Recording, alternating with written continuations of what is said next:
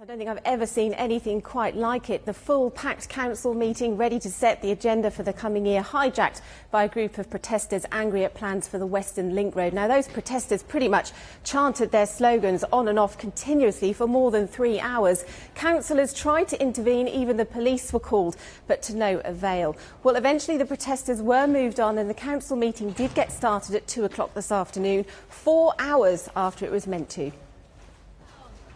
It wasn't your usual start to a Monday morning meeting of the full council at County Hall as protesters gathered to make their views known about plans for the Western Link Road just outside Norwich. We've been asking very politely for cuts in carbon for the last 40 years and things are getting much worse.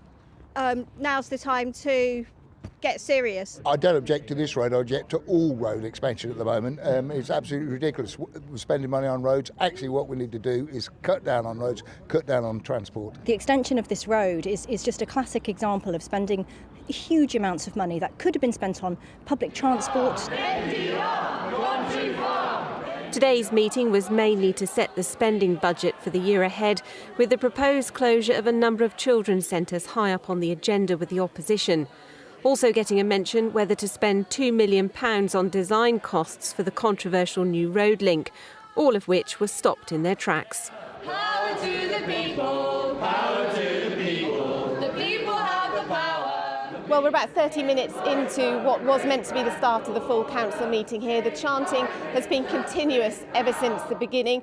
Paper aeroplanes have also been thrown from the top of the chamber, and the meeting has had to actually be adjourned now for a short time.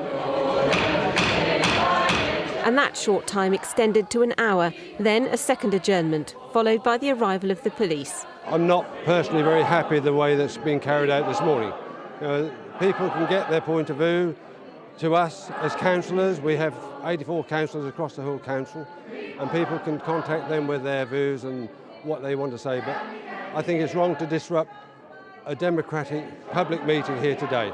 Other people who are here for other reasons are not getting a fair hearing. When our planet's under attack, what do we do?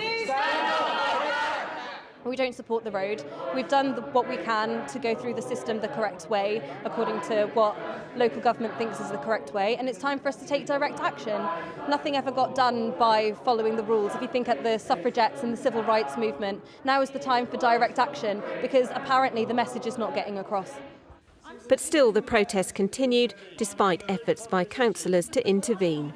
Well, I know it's important in democracy for there to be protests and for people to say what they think, but I don't think it's right to shut down the debate because people have come from all over Norfolk with really important issues. There's a line which people shouldn't cross. After 3 hours, the protesters were moved on by the police and there were a number of arrests, many of them leaving to the jubilant sound of applause from fellow protesters. Emily Knight, ITV News, Norwich.